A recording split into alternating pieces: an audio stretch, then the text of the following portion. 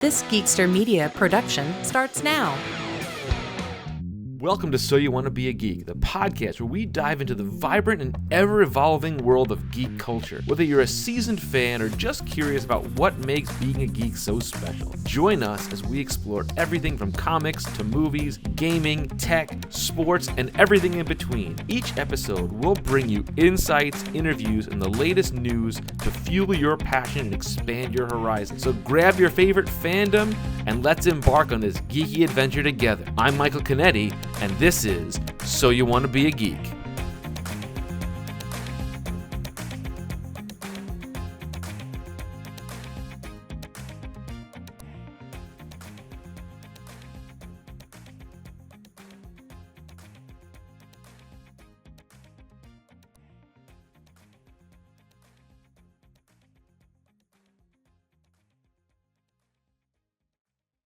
Hey everybody, and welcome to another episode of So You Want to Be a Geek. And this time we're getting geeky about podcasting. How ironic.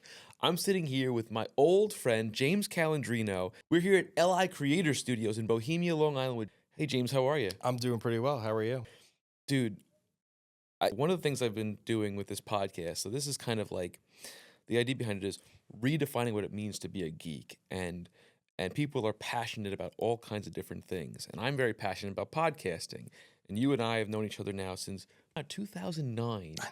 Isn't that crazy? It's been a long time. And people have asked me, like, how do I get into podcasting? And my journey with podcasting is all over the place because you and I are very techie people, but a lot of people are not. Mm-hmm. And then when you opened this studio, I thought this would be a huge opportunity because anybody who wants to create content can come here, make high quality podcasts, social media, YouTube, and not have to stress about the logistics of the technology. Can you tell us a little bit about your journey in getting into this whole thing? Yeah, so I mean, I'll let my whole background was originally graphic design, and then I phased out of that and went to more real estate photography. And it was one of those things, never picked up a camera before, really, like seriously. And I kind of just went on YouTube and figured it out. Got really into real estate media. That was kind of my start because I was working with real estate agents as a graphic designer. So I really liked houses. I liked shooting them. I still do. That's kind of like the main business. And then one day a client was like, hey, can you make me a video? I was like, yeah, sure, absolutely. I can do video. I've never done video before in my life. So it was just kind of like a journey of doing that first video and kind of figuring out, okay, this is what I need to do. Like I had bought one of those like flywheel, like balance. It was gimbal, but it basically was just like weights on the bottom. Yep. And I'm like trying to do it on site and like sweating bullets because this agent is like still there like, hey, how long is this going to take? And I'm like, I haven't even gotten this thing balanced yet. I need a good 2 hours to balance that thing. And so then I wound up just like going neck strap and then just like camera out like the whole shoot. And then I had the drone, and that was like, the drone footage was great. Oh, yeah. But then, like, the in-house footage was just, like, shaky as hell. You couldn't see out of the windows. It was a waterfront house. And, like, the North Fork, I was like, oh, geez. Like, nobody's going to hire me to do this again. But it was one of those things where, like, same thing. I just kept going, kept getting better. Once I got a little bit better equipment, then I figured out a little bit more and more. And then now it's gotten to the point where, like, I have the cinema line cameras because that's just what the work requires. Yeah. And when I got into this business, I never wanted to do like, there's 20,000 real estate agents on Long Island. I don't want to work with all of them. Right. I want to work with the ones that really care about their marketing and care about their brand and take a little bit more care to that instead of just going with the cheapest option on the market. Right. So, I mean, when I started, I was the cheap option. But as time has gone on, now I'm probably like the mid to the high range on real estate media. And one of the things that I noticed was just like, a lot of people want to do podcasts. I drive an hour and a half each way to a listing sometimes. So like I'm sitting there listening to podcasts. Oh, yeah. And it's one of those kind of mediums where a lot of people can use it for their business, for personal, for a number of different reasons. And they need a place to do it. Yeah. And that was one of the aspects of kind of starting this business was like, one of the things that I try to do with my real estate business is just like, you don't have to worry about anything. I'll coach you through it. I'll help you. Yeah. I have everything that you need. I have all the microphones. Like, I'm going to help you to enhance your brand. I'm going to give you that value, which is really the most important part of like you're going to spend that money. I want to give you as much as I possibly can for that dollar. Right. And the studio is really just kind of an extension of that, where people can come in, they sit down, I press record, we manage everything, we can do all the editing if you want us, we can give you the live cut and say, hey, if you want to do it all in CapCut, by all means, Right. have fun. But for most people, they don't have the time, they don't have the effort, they don't have the know-how. And so we really try to make that as easy as possible, where you sit down, you have a conversation, you bang out a whole bunch of videos in an hour and a half, and now you can go and have something to post every other day for the next 3-4 weeks just from that one conversation. Absolutely. And I always viewed it as, especially during the pandemic, everybody was doing a Zoom conversation. I mean, And my podcast started out on Zoom, and I bought this $30 crappy USB microphone just to have good audio. And it's not great, but it did the job. But that's sort of where I fell in love with doing podcasting, was being on YouTube, making content with my other co-hosts. And then it sparked into this like love affair with doing this kind of thing. And I actually teach a class in content creation now. I wrote an entire course about podcasting, social media, YouTube, how to take your content, making reels and linking it to your socials and so on and so forth, because there is such a massive market for it right now. And like I said, you made a space where anybody could come in and make their content and have it prepped for them in beautiful quality, in a fantastic studio with multiple setups, which I think is a brilliant idea. And I dig that. So getting into the technical side of things a little bit, like what kind of equipment do you use here in the studio? so I have an A7 III is kind of like the main camera that's looking at both of us. And then I have an FX30 on either side as like our solo cams. And then I have some Amaran lighting that goes around. I have some Godox like panel lights. I have the Rodecaster Pro Duo as the audio, and then the ATEM Mini Extreme ISO for the video recorder. And pretty much that's it. Everything else is just like little things here and there and to make it a little bit better. But for the most part, I use a rolling desk, which I actually found from this guy Tom on YouTube. And once I saw that, I was like, dude, gotta do it. Like, that's brilliant.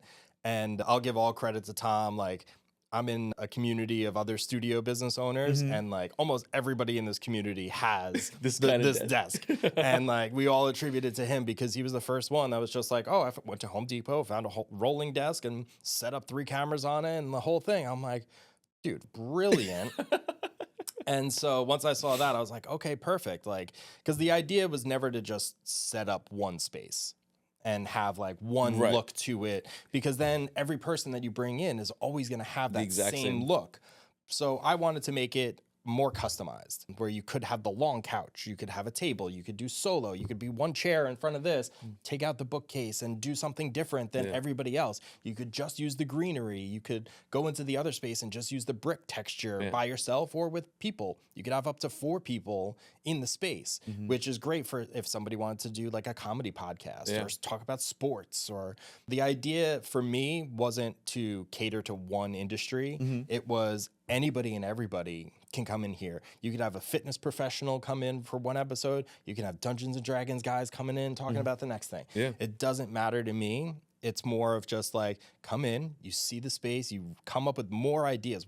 I've had so many people come into the space, and I it's walked in and I was like, I have 10 ideas off the top of my head. Yep. So what they call that in the technical world, like when you have a couple different setups, they call it a swing set. So he can literally swing from this setup to a different setup, and just by moving some equipment will reframe the entire shot and make it look fantastic. So I think that's really a clever idea.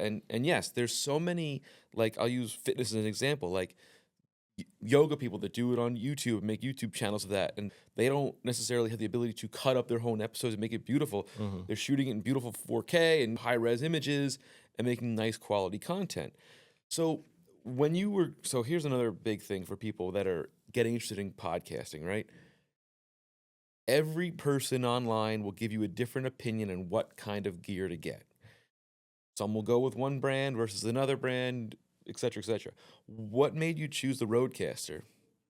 So Rodecaster, as far as the audio, was kind of just one of those bundle deals on Adorama that when I was looking around, and they also, it was before they did the video. Oh, the new caster. interface, yeah. Yeah, so I kind of was just looking. One, I was basing it off of what other studio business owners had used, and I obviously wanted. It's very popular. It's very popular, and it's good quality. Normally, I have like the Cloud Lifter, but when I was initially running that, like for me, graphic designer turned photographer turned videographer, I don't know what I don't know. I don't know the audio ins and the outs. I used the Cloud Lifter on these, and it killed one of my microphones. It wasn't the meant for audio on it was just like very tinny, and I think 95% of it was just down to user error. I don't know what I don't know, Right. and I don't know how I'm setting it up. And there's only so many YouTube videos out there that are catering to exactly what I'm doing. Right. A lot of people on YouTube are like, "Oh, I use the single Cloud Lifter and hooking it up because it's in my office," and like you're just doing things solo. A lot of YouTube is just solo people, and I'm like, I need more. I need to know like how I'm setting it up for 2 people, 4 people, 3 people. So it's a different situation. So I mean, as far as like the Rodecaster, I think that one was just kind of like industry standard. Yeah. And you can go with the smaller one, but if you're going to be doing a solo show, but like if you want to be flexible enough to do 4 mics, you need the bigger rig. The bigger one. They make one that's a 2 mic rig. They even make one that's a 1 mic rig if you really. So those solo videos you see on YouTube are called a talking head video. It's just a person in front of a camera, usually a white backdrop, just looking dead into the lens and just talking straight at it, whatever their product they're pushing or so on and so forth, versus a conversational podcast kind of like this where we're sitting here chit-chatting about all this nerdy stuff that we love. In addition to that, you chose high quality gear. So the lights that he has are Amaran 100s, which are, again, kind of industry standard pro lights that will give you excellent quality, well balanced. Your guests will look perfect every single time. And what's nice about it is it's, in this case, once you rig it up appropriately, it's a set it and forget it kind of a situation. Yeah. Which I think is such a good idea. Now, when you're trying to get people to come in and have you ever run into incidences where they sit down, they want to do a podcast, but they're kind of like nervous because they see the cameras and they start panicking, like, oh no, I got to talk to this? Or is it just more like, I always tell my guests, like, forget the camera is there. It's just us talking kind of thing. I mean, with the podcast sessions, it's a little bit easier because generally they're coming in with another person. Right. So like they are just going to have a conversation and the cameras are what the cameras are. The ones that struggle a little bit more are the ones that come in for like the solo content session. So that would be like a business owner that wants to come in and make a bunch of different videos, and we have a teleprompter as well, so that way like they could write down some scripts. That's cool. So that helps the people that aren't as sure about exactly what they're going to say, helps them to iron down exactly what they're going to say, and then they don't have to go the like you're trying to pull words out of thin air. Yes. And what that helps too is like, one, you're not pulling words out, but if you say something good the first time and then you mess up the second part, now you can go back and say the exact same thing the first time, as opposed to like sometimes you say something brilliant and then you flub up the second part and you're like, oh, let's re-record that. And then you're like, wait, what did I say? And then it's like, let's go back to the tape. So it helps to kind of move the things forward in regards to that. And like for a business owner, I pitch it as you can create a month's worth of content in 2 hours. Oh yeah, easily. And don't have to do anything outside of talk. Yeah. And that makes it the easiest thing. And like I said, you can use any corner of the space and customize it to whatever you want it to look like. You could be standing, you could be sitting, you could be laying down on the floor. I don't really care. There's Be on so a many yoga different, mat, exactly. Yeah, you could do so many different things. You could do a course in here or something like that. Or you could teach a master class on something. Let's say going back to the real estate thing, if somebody wanted to make videos about real estate and like how to get into the industry and targeting markets and all that kind of stuff, you could make a video content out of that. People do it all the time. Like I watch a lot of videos on like how to master DaVinci. Like I'm a master at Premiere, but I'm getting better at DaVinci, and I use this stuff. And they're sitting in a studio setup, kind of like this, talking about the technology and so on and so forth. Speaking of that, what kind of software do you use to edit the content? So I as a videographer, prefer DaVinci. I think it's just a better program when it comes to like color correction and things like that. They also offer a free version, which people don't know. Yeah, no, that's what I got my start with. And then I upgraded to the pro version because on my main real estate media camera, I was dealing with a lot of dark spaces. So I needed that noise reduction. And then by the time I upgraded that, I was like, well, I need to upgrade my camera. And then I didn't really need the noise reduction anymore. But the fact that it was like a one-time fee as opposed to a subscription model was fantastic.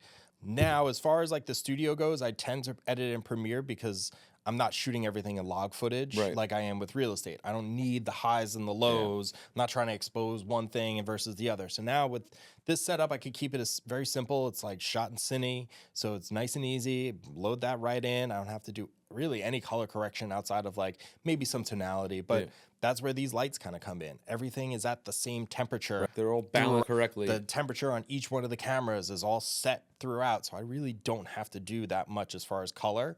If you do everything right the first time and set it up ahead of time, it makes it so much easier.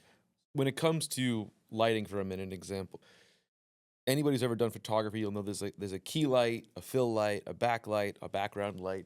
We've got an LED over here that's creating some fill off the back wall. We've got a couple of fill lights over there. We've got our 2 keys for our guests and stuff like that. And everything looks even. It feels natural as opposed to trying to shoot with like your fluorescence on the ceiling kind of thing. You won't get the same colors where you get shadows in the face. It'll look darker. You want to make your guests feel as if they are well lit and anybody can be relatable, because the idea behind any of this kind of stuff is you want to make your guests feel like they're, or people watching in particular, feel like they're in the room with you, kind of feeling that they're in that space, which I think is really fantastic. Now, when you were going, so I'm a big microphone guy. I've got fleets of microphones. I've got a couple of these. I've got Shure mics.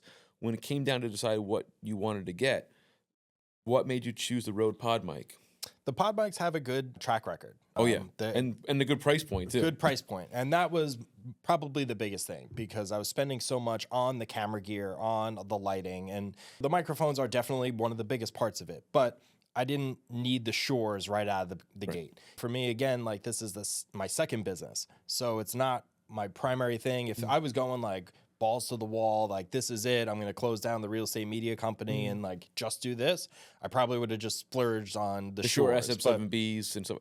But these are one of those cases where good enough is good enough. Right. And I don't need like the Shures just yet. Yeah. That'll be like as things go, as the studio gets busier, as I bring in more people, as people come in for like a weekly show.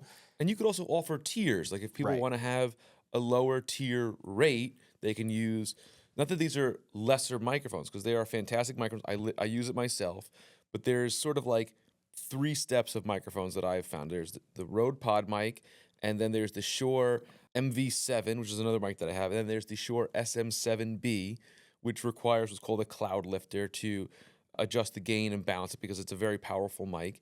Then there's the new SM7B Plus, I think it's called, whatever, which actually has the gain built inside of it. So you're going from $100 to $150 to $400 to $500 microphones. Yeah. And it all depends. But again, when you have a professional managing your gear and managing your interview, they'll make sure that you sound perfect.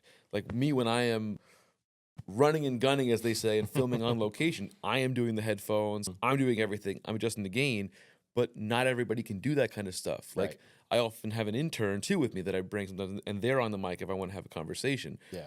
If you come here to a space like this, James and his team will be able to manage that stuff for you. So all you have to do is come in and talk, and whatever you want to do, which is great. And it gives people an opportunity to feel more free and not be stressed about, oh, are my levels right, yada, yada, all that kind of stuff. You don't have to think about any of that stuff. We have an engineer sitting behind the desk for every single session. So that comes included in the cost. And I mean, it's just an easy thing. You come in, you sit down, we press record. I can give you the live cut right after the session is over. I'll send you the Dropbox link and be like, here's your live cut, where somebody is manually switching from camera 1, 2, 3 throughout the entire time. Or if you want us to do the editing, that's something that we can do too, which is kind of like that end-to-end solution for somebody where the editing can almost be harder than the session, because no joke, when I record an hour interview, I'll spend 4 hours editing it. Yeah. Because I'm trying to pull out certain things or find little things or clean this up or trim this down. Yep. Honestly, it's double the work, but because especially when it's your content, you're a perfectionist Yep. and you want to make it fantastic. Now, when it comes to the editing side of it, do you guys also create bumpers and intros and outros if somebody wanted to? So we have an option where it's like a one-time fee where you can come in, we'll do it, we'll give you a headshot, we'll do custom intro, custom outro, and that's just like a one-time thing where it's $1,000, just boom, done. Now you have it. Now you have that media. You have that you media. forever. You can Yep. use whatever you want. Yeah. Exactly. You can do that before every episode. If you want to just do like a shortened version, we can come up with a shortened version. So it's really, like I said, kind of customized for everybody, but we have the knowledge of doing all these things. And I come from the marketing realm where now I'm not just doing it for you. It's here's how we make it better. What is your goal with this? Are you trying to do a weekly show, or are you trying to do what I call a fake podcast, where it's like you're not trying to do a weekly thing, but like you, say a real estate agent, 2 real estate agents come in, they could sit and have a conversation and talk about market insights. industry They could talk about the industry or talk about their like nightmare clients. Some people are into that. Yeah. Or you can come in with a mortgage broker, and it doesn't have to be a weekly show. You're not going to try and put it up on Spotify and have this. But for every episode, you're going to get at least 7 to 10 clips of easily. something insightful that somebody is saying or something that you're trying to cater to your audience. And boom, now you have that social media clip right from there. Yeah. And we can cut those clips out. We can add captions to them, give them to you, and say, here you go, silver platter.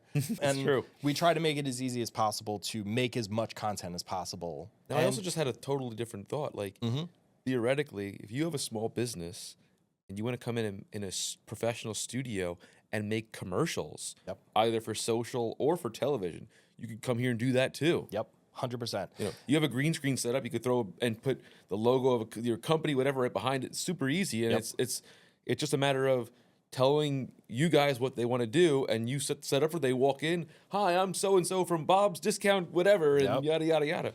I mean, one thing that like you have to take into consideration to make a commercial to go on TV, you're looking at a minimum $10,000 to $20,000 investment. Easily for like a not great ad. Yeah, for the crummy ones you see on News 12. Exactly. And so that's a $10,000 to $20,000 investment just to make the commercial. Yeah. Then to air the commercial, Pay for the airtime. you're looking for another $20,000 to $40,000 absolutely a year just to air that on News 12 it's a like- couple of times a day. I remember I was working with a client once to air something for a month. Was like $8,000 for a 30-second drop in the middle of the day on News 12 only. Yeah. Like right behind like Seinfeld and Friends Yes. running on repeat Yes, exactly. on Pix 11 or whatever. But that's the point. So like you're already into a commercial for $60,000 to an extent to like run that for 6 months out of the year. So like why do that when you can make customized social media ads in a studio, run a new ad every week, and then at $100 an ad for 7 days, boom, now we got another one. All right, throw another $100 behind it. It's and you're so gonna cheap see to also boost an ad now on social. It's so like I've done it for my podcast. I like if there's really good clips that I've used, I'll throw $50 at it or whatever and run it for a couple of days, and I'll get 5,000 views. That's the biggest thing is you get trackable analytics. Yeah. How many people saw it? How many people commented on it? How many people shared it? Yeah. And even if you can't see who they shared it to, it still got shared. Yeah. And when you see a TV commercial, you don't know who you're reaching. Yeah. If somebody gives you a phone call and they're like, oh, I saw your commercial and I wanted to do blah, blah, blah, blah, blah. Right. But like, how often do people say where they found you? Right. If you get an Instagram DM right after you throw out a sponsored ad, now they reached out to you because you sponsored that ad on Instagram and Facebook. No joke. Last year, I saw an Instagram ad of a doctor, like a specialist for something that I needed. And I was so amazed by the ad on Instagram that I contacted the doctor. And he was like, wow, you saw my Instagram ad? I was like, yeah, no, it was so interesting and compelling. And I just wanted to meet the doctor. I ended up not using them for different reasons, but like, it was just, it drove me in. Yep. It's just like, it's almost, I don't want to say the word clickbait, but it becomes sense like, okay, how many ads have you seen on Instagram where you go and, oh, I'm going to order that thing? Like, we used to have Manscaped as a podcast sponsor. Yep. And I saw so many ads, reached out to them. They partner with us. The company that I have my hats made, a company called Branded Bills. I saw their ads on Instagram, reached out to them. They made me my first batch of hats. Now they partner with the show and they send me hats and give me merch, and they're constantly checking in with me, and I'm growing their business and they're growing mine, which is wild. And there's 100% that opportunity for advertising and doing ad reads and things like that, or even just subtly putting it here. Yeah. Like that's kind of one of the things that I recommend with the space is that like if you have sponsors, say Prime was one of your sponsors or something like that, you put your drink right here. Boom. Now it's free advertising for them, or like just putting that content there. How many TV shows do you watch where they're like, oh, I'm driving this car, I'm driving that car. Like, oh, you can't do that in a Corvette. Like Chevy's paying for that, for them to say. The word Corvette. Or even like Hot Ones. Mm-hmm. You don't think that the hot sauces they have advertised and they're constantly panning by, that's free advertisement for those hot sauces. Mm-hmm. A good buddy of mine who used to work at Apple, he has a hot sauce company, and it was featured on Hot Ones for a season. And he got a ton of advertisement from it. Everybody sees it and they're like, oh, I want to try that. That sounds good. Oh, everybody on Hot Ones seemed to be really into that. So like that's the advantage of doing a consistent podcast. And that's really where we try to offer that space where you just come in, you, like I said, customize it to whatever you want it to be, and then get that value for the time that you're spending here. Yeah. And in like a couple of hours, now you have a bunch of different clips. Now you're going to put that out there, and you're just going to be, one of the things that I say is like, it's getting trust with your audience. Most of what you see on social media now is a person with a microphone talking how we're talking right now. How many comedians have a podcast? Every single one. But for them, that's the easiest way to get their name out there instead of going to like Sioux Falls, North Dakota and doing a show for 25 people. Yeah. Now they do a podcast. And now when they go do that North Dakota show, they got 50,000 people that want to see them. Yeah. And I don't think there's 50,000 people in the whole state of North Dakota. But the point is, you're going to get a lot more people that are interested because they see you, they hear you. They're like, oh, I'm in that room with them. I'm joking with them. I'm having fun. Like, I like his humor. And then you get the reels that pop up. Oh, this 30-second clip from an episode of their podcast gets 10,000, 20,000 views. Yep. You just sold out your event on your venue, 100%, which is wild. Every time they announce a new date, all of a sudden now they're just booked. Solid. So for comedians, it's great that way. But even for a small business owner, to make a whole bunch of content, have customers see you and say, I saw your ad, or I saw you on Instagram. I really liked what you had to say about, say, like for a medical person or a functional health specialist. I've been having a lot of trouble with my gut, and one of your videos came up and it's like, oh, are you having gut trouble? You could do X, Y, and Z. And it's like, oh, I really wasn't thinking about it that way. Maybe my diet isn't just the only problem that I'm having. Maybe there's other things. Maybe I'm not taking in enough vitamins. But you made that 1-minute ad on Instagram, and now I think I'll give this a shot. I'll book with you for the next couple of months. You just made 3 times as much with that one person calling you just for the time that you spent in the studio. Exactly. And you do that every month. You come up with a whole bunch of new ideas. Boom. Now you got your whole months of marketing done in a day. What's crazy now is like oftentimes when I do interviews of my guests, because like our podcast, each episode is different, right? Each episode focuses on a different topic people are geeky about. I don't know everything about all the different topics that I do. I did 2 episodes on dance. What do I know about dance? I used ChatGPT. I typed in a sentence of like, oh, what I want to talk about. It generated 15 questions for me. So then I came into the interview and I was ready to rock and roll. The same thing could do for someone here. Like, hey, I have an idea for a topic, whatever it might be. Maybe it's personal training, physical therapy, real estate, whatever.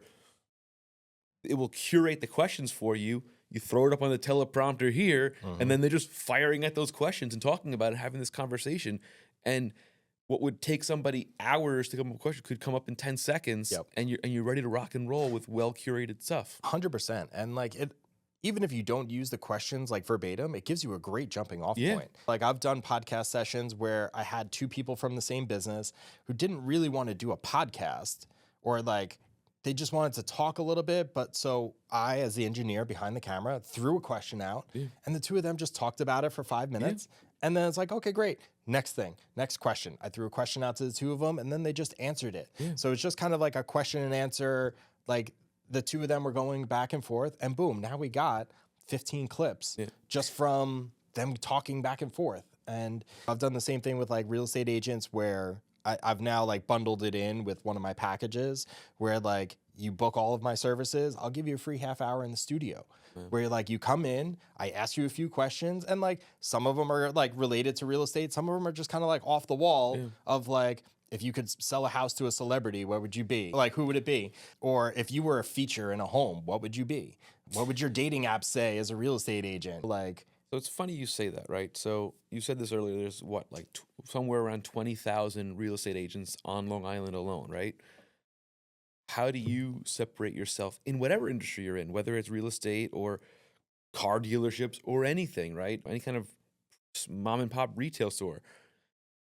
You want your audience or whoever's watching you to feel like you're relatable, to connect with you. If you're witty or humorous, they don't get that when you're trying to sell them. But when you're having a conversation and you're talking about real life, like one of the things that I always tell all my students is you can't ask somebody a yes or no question. It has to be a question that's going to follow up to have an actual answer where it's thought-provoking.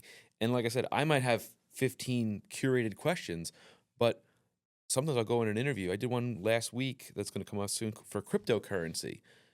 I didn't get through all the questions because the guest said things that parlayed into other questions that forced me to ask new and different questions on top of that. And it becomes a conversation. You forget the cameras are there and you're talking and you're getting comfortable with the person. And I find that so enjoyable. Like my original podcast is a podcast called Wizards, the podcast guide to comics.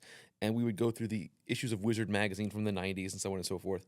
And I found for me that the most joy I had was when we had guests on and I get to talk to them and like dive deep into their personality. So I also love teaching too, because I want to know who they are. And I feel like sometimes people are afraid to come out of their shell, but once you get them talking, you learn about people so much and you can gain a lot from it, whether it's making an ad, making podcasts, making whatever kind of content you want to make, which is fantastic. And going into that further, right? So if you come in for a 2-hour session or even an hour and a half per se, you could have up to maybe 30 clips or vignettes or snippets that you could pump out every single day if you wanted to. And I do this. So I use a solution called Opus Clip, where I take my hour-long episode, I upload the media to it, I can embed my logo into each one, and then I schedule it out. I'll sit there on a Monday afternoon for like 2 hours and pick what clips are going out, and then every day at 8 o'clock in the morning, my subscribers are going to get clips of me, and they're just ready to go. what do you use as your scheduler? I use it through Opus Clip. Oh, it does the scheduling. Does everything. I have it linked to my TikTok, Instagram, Facebook, and YouTube. And I schedule it all out. It generates all the hashtags for me. It generates all the like bios of it, and it gives it grades on each episode, or each clip. And I'll say, okay, I'm going to pump these things out, and I just line it up and rock and roll. And what's also kind of fun, because I like to troll people sometimes, my other co-hosts. If I'm not on an episode, I will add my little thoughts at the end and kind of upload my own clip to it and kind of tease them. And it gets tons of views, just this like goofy candidness. And people like personality. That's a big one. They like personality and they like real, right? So much of like the news we watch on television is so scripted. It's so curated. People aren't being candid. They're not being themselves and being natural. You come in a space like this and you can have just a general conversation. So what that this is sitting right in front of me? The microphone is here just so you sound good. Like, it's just us talking. Yeah, I mean, we could just be talking and, like, recording it off of the audio on the camera, but then it would sound awful. And that's really what it comes down to is, like, we just tried to go with good quality gear that wasn't going to break down on us and capture that audio. It's not about taking it to the next level or making it Joe Rogan uses basic gear. Like, as much money as that guy has made, he's still using basic gear. Really good quality microphone and good quality arms and things like that. But outside of that, it's like the same lighting that we have Same here. lights, almost the same cameras. Same everything. Like, they're not using ARRI Alexa cameras in a podcast studio. No, it's overkill. Sony A-series cameras or FX series cameras. Like, it's just, that's the industry standard for this kind of content.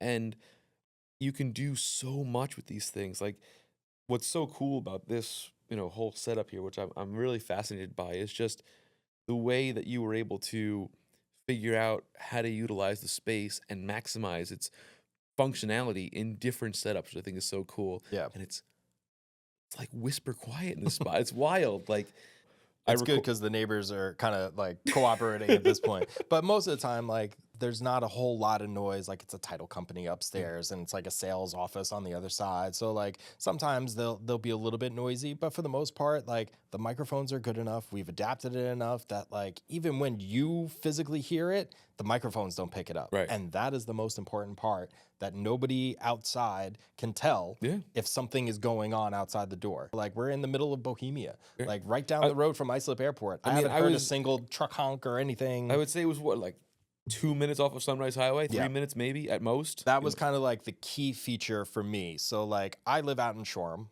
I go to the East End all the time. I'm out in East Hampton. I was just there yesterday for like a shoot. I'm going back there a couple of days.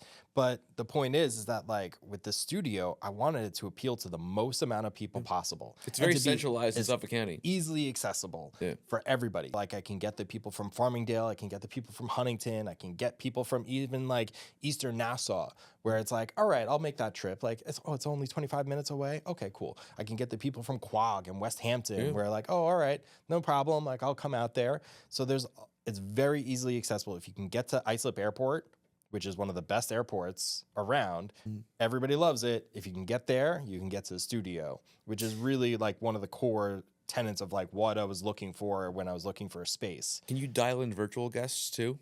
You can do virtual guests. You could do somebody through Riverside, which is kind of like our preferred program for that. So can you explain to people who don't know what Riverside is? Riverside is kind of like a Zoom type program where like you could talk to somebody through the camera. With much higher quality video. Much higher quality video. And then you could also do like screen sharing and everything that Zoom does, but just a little bit better. I could plug this mic directly into Riverside, so that way you get the high quality audio from both sides.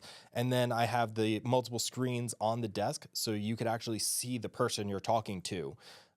So that way it doesn't feel like you're looking at a laptop, and now you have a nice backdrop behind you. You could use it for a job interview. Yeah. Like if somebody was doing a job interview could you imagine? In California. So professional.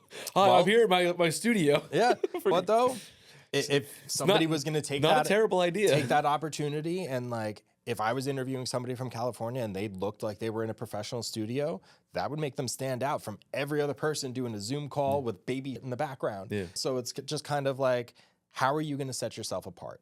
One of the ethos is that of when I started my business, and kind of what I was saying before with like quality over quantity. I don't want to work with everyone in the world. I want to work with the people that take quality seriously and really want to hone in on the best way to market themselves, market their brand, and put the word out there with the highest quality possible. Yeah. But quality isn't the only thing. It's not high quality cameras. Great, looks awesome, but there's also 1,000 other people that have that. Yeah. So how I set myself apart is the value. And when you were saying before of like, what does somebody get when they come in here? You get customer service. Like that's where I kind of set myself apart. My background as a marketer, looking at things different, asking different questions. Where is this going to go? What is your goal? How many people are going to come in the door if you come in and make a couple of videos? Mm-hmm. Are you looking at one person or are you looking at 1,000 people? Right. Because we're going to kind of handle that differently. We want to cater to more markets if that's what we're going to do. Okay, so now you're going to take that video, you're going to put it on social media. Which one? Are you going to put it on Facebook? Oh, okay, cool. Yeah. Probably not going to get 1,000 people coming in the door unless you're going to go like really hard in the moms groups and like every local foodie page or something like that. Every buy nothing page you can find. Right. And like the free Suffolk thrift or whatever. But like some people have that strategy or some people have no strategy at all. Most people don't. Most people don't, because you're good at what you do. Right. You're good at fixing houses. You're good at flipping houses. You're good at selling houses. Mm-hmm. You're good at 1,000 different things, but marketing is a different beast in and of itself. And there's also, to piggyback on that, there's a difference between like historical forms of marketing where you're like sending a postcard in the mail, whatever. Hey, I'm so-and-so real estate agent, or I'm so-and-so salesman. They say a picture's worth 1,000 words. A video is worth 1,000,000 words. Mm-hmm. And like you said best yourself, you don't know what you don't know, right? Yep. And I'm a very, very, very good and knowledgeable editor, podcaster, creator, whatever. But like, I don't know science. Like, I'm not going to go and say, oh, I could solve the mystery of the universe and world hunger. 43. I think it's 42. 42. Not that big of a geek. But and it's okay to not know, right? Yep. So having somebody that has the resources to help you create that content is extremely helpful. Yep. And that it happens often. So as soon as the cameras are off, I say, that was great. You did an awesome job. Good to have the first one under your belt. Let's watch it back. Let's take a look at it. Here's what can be done different next time. Not necessarily better. That's good that you're going to give them the feedback. But just like I can give them the feedback and say, all right, well, last time we did this, it worked. It was okay. It was great. But maybe we'll try this. Maybe we'll try and move to the other set. Maybe we'll do something a little bit different. Oh, I think you might be better off standing. So there's a lot of different things that you can do to help somebody, and there's no one size fits all. Right. Big thing with my real estate business, big thing with this. There's no one set standard. Yeah. Do I have certain standard packages and things that we can do? Yes. But agent A isn't going to get the same type of video that agent B is going to get. Right. Their goals are different. Some people are on the back end of their career. Some people are on career number 4, and they already have everything that they need, and they just need good quality situation. Right. Great. Happy to do that. But then there's other people that are just starting off and they want to make a name for themselves and they really want to like get out there on their own. And those are the people where it allows me to do more, right? Because they're looking for more. And the package might be the same price versus A and B, but they're getting different deliverables essentially because they're looking for different things. So there's no one size fits all. There's no like script that works 100% of the time, every time for everybody. What works for somebody? Like there's these real estate media videos that are going around that's like, it's an older woman. I think she's in like Ohio or something like that. She's like whispering. She whispers for everything. And then like there's one older woman who like whispers and she'll be like hiding behind the curtain. She's like, bet you can't find me in this living room. Okay. And then like the camera will pan back and she's like, I'm right here. She's like behind the curtain. So weird. It's weird. It's weird. But she's getting traction. She's getting traction. She's got a shtick. That type of thing doesn't work for everybody. There's like this one kid in Texas who does like these speed runs where he runs through every house as fast as humanly possible. And like it works for him. That's his personality. Right. But I have a number of agents that see that and they're like, no. Yeah, it's kitschy. And it's kitschy, but it depends on your market. Like that might work in Texas where they're building 1,000 houses a day. Yeah. It doesn't work in the Hamptons where they're building 50. Yeah.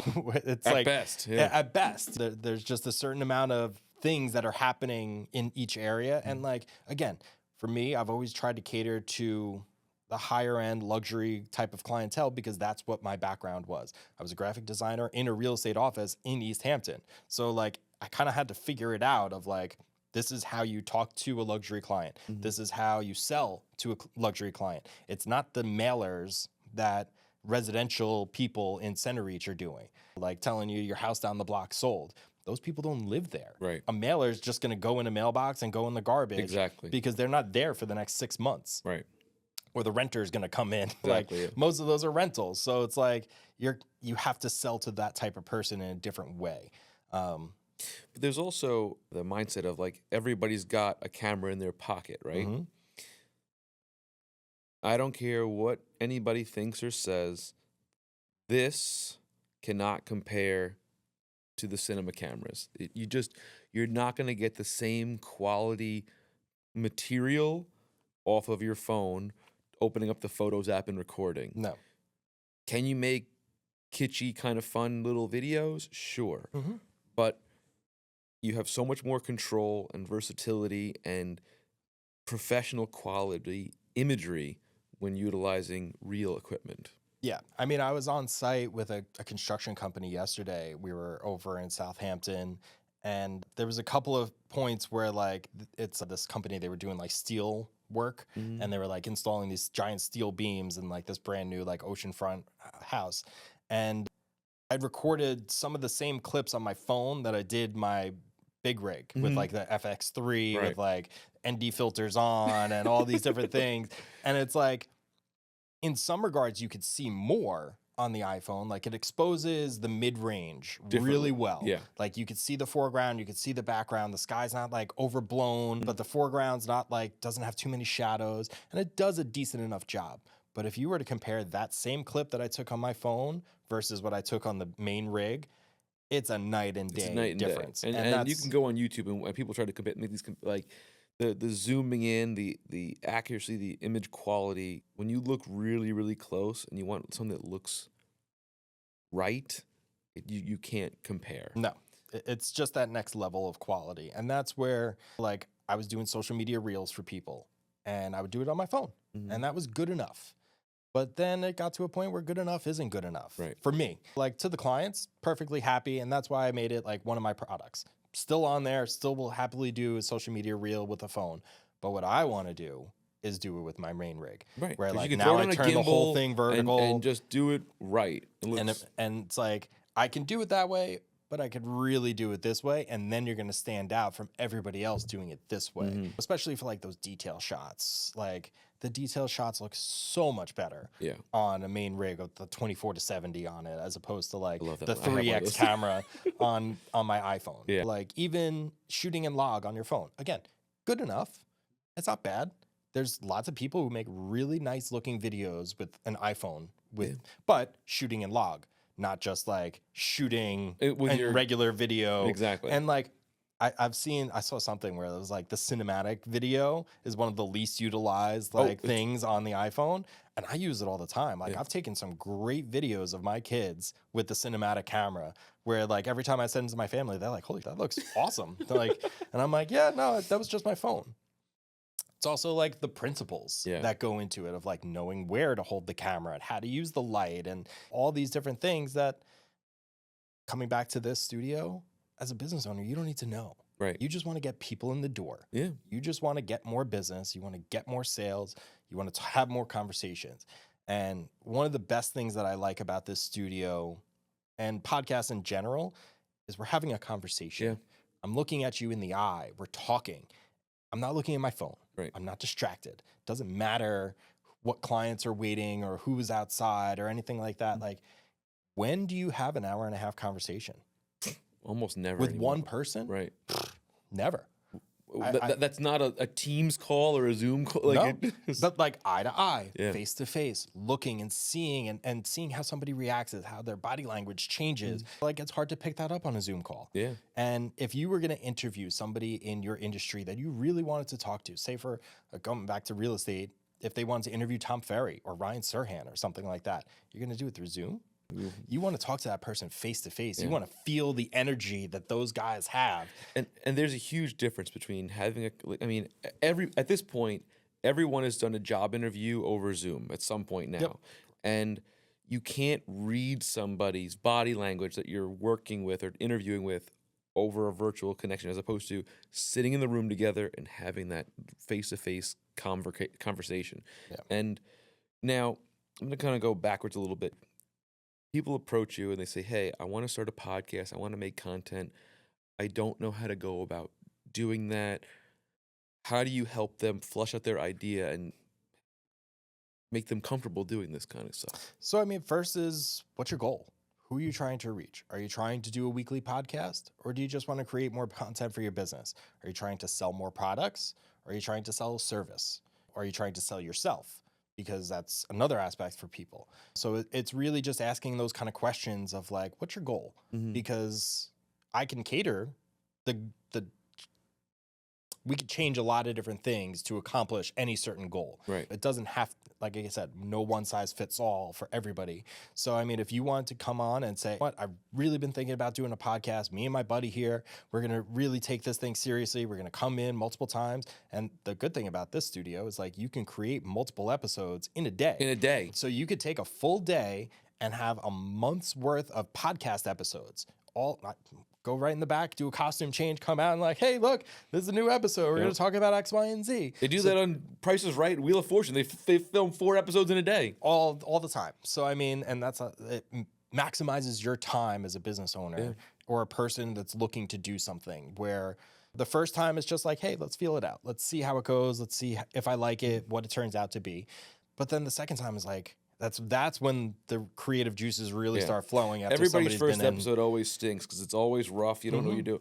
But once you kind of find your rhythm and find your flow, it's like it just becomes organic and natural. I mean, that's how you get to Joe Rogan 2,300 episodes. Like, Oh my gosh. I well, wish. I mean, he started somewhere, Yeah. and even he admits, like, my first 1,100 episodes were garbage. Yeah. It was just like me and my friends getting high, and but now he's got a platform. Now he's got a thing that he's known for, Yeah. and most of it is just being curious and like wanting to know about different things and bringing on an industry professional that knows a whole lot more than him. And even when he knows what they're going to say, he still leads them in and gives them that question. And you learn so many more things about being that host and being curious and how to lead people down a road of like, I know you want to talk about this thing, so I'm going to kind of lead you down this path. And so that way you can talk about it and it doesn't feel forced. Right. It's not me just outwardly asking the question and saying like, how do you feel about blah, blah, blah, blah, blah.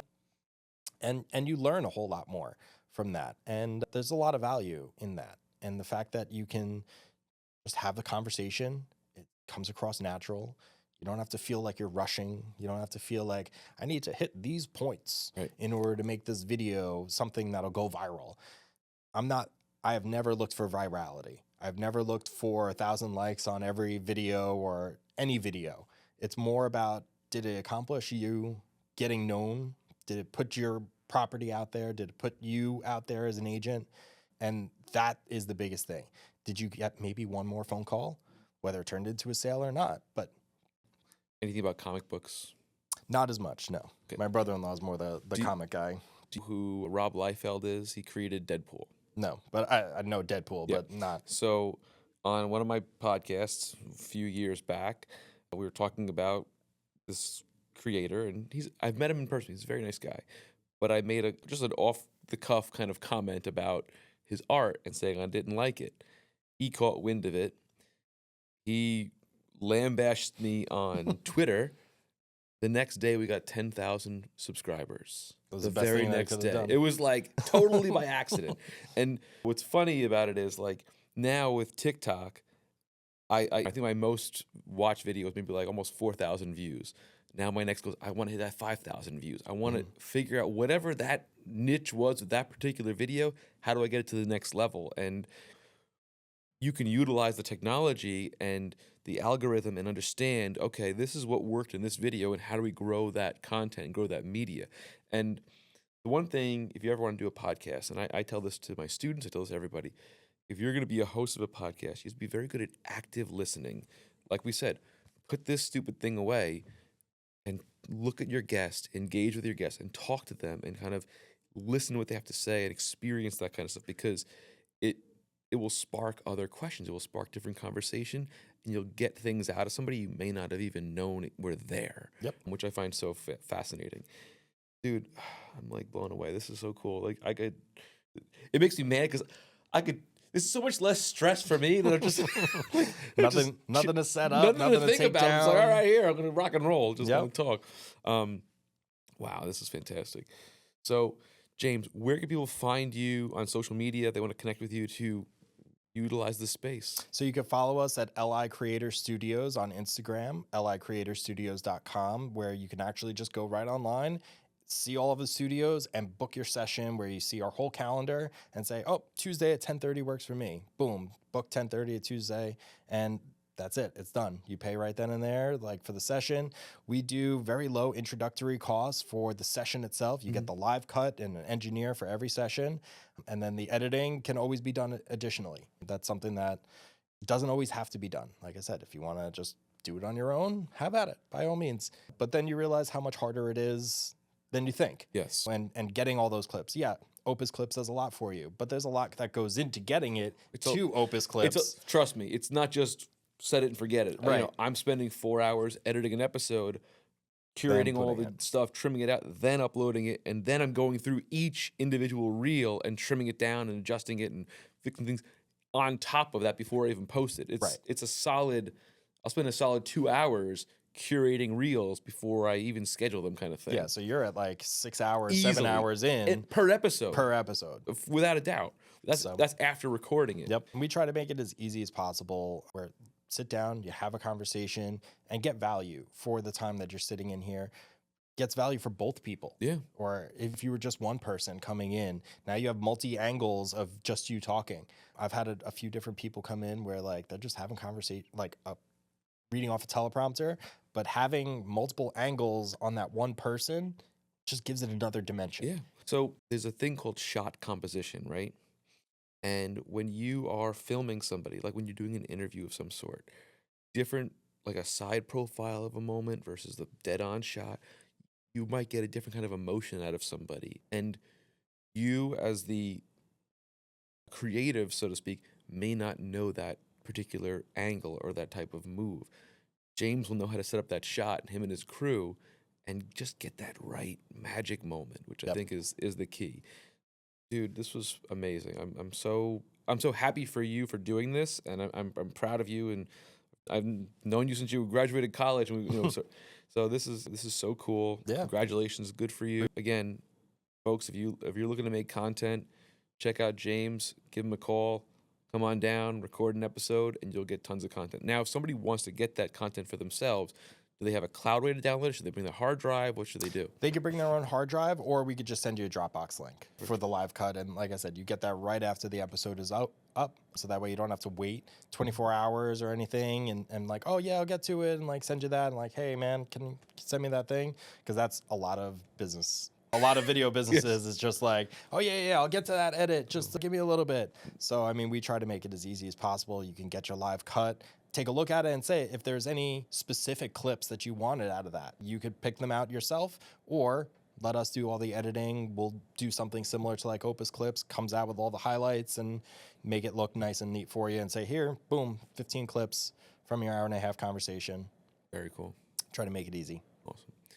Well, folks, that was a fantastic episode.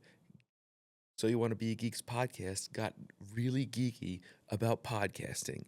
I hope you enjoyed this episode. I had so much fun. You can follow us on our social media on Instagram and TikTok. It's SYWTBAG. You can subscribe to our YouTube channel, Apple Podcasts, Spotify. We're all over the place. We've got episodes coming out twice a month. Fantastic content. Again, James, thank you so much for being here. Stay geeky, everybody. Bye for now.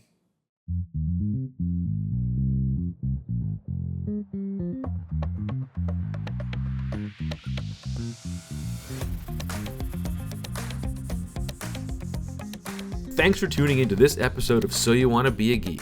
We'd like to thank the Geekster Media Network. I'm Michael Canetti. I'm your host, producer, and editor. We hope you enjoyed the journey into geekdom as much as we did. Don't forget to subscribe, rate, and leave a review on your favorite podcast platform. Follow us on Instagram and TikTok at SYWTBAG for updates, behind-the-scenes content, and more geeky goodness. Have a topic you'd like us to discuss or a guest you'd like to hear from? Let us know. So You Want to Be a Geek at gmail.com and stay up to date and join the conversation. Until next time, keep embracing that inner geek and remember, the adventure never ends.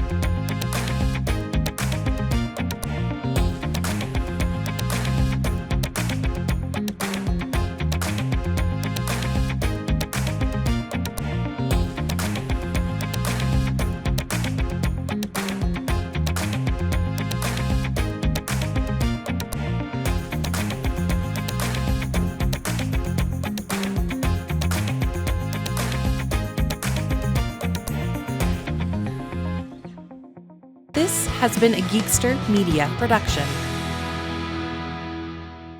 This episode of So You Want to Be a Geek is brought to you by Comics Capsules. These are a great product for protecting your comics. They are UV resistant, crystal clear. They are stackable. They fit in your regular long and short boxes. They fully encapsulate your comics with a flip top hinge that allows you to access your comics anytime you want. They'll even fit with the bag and board in the sleeve. It is really, really cool. They have this great little eye hook. I have some hanging up back there. I have some over there on display. Because sometimes you just want to display your cool comics without having to send them out to CGC and waiting and spending a fortune on getting them graded. This stuff works great. I really, really love them. can even have like a dedicated label inside of them. They're super awesome. So our sponsor for this episode of So You Want to Be a Geek is Comics Capsule. Do you like hot sauce? I know I do.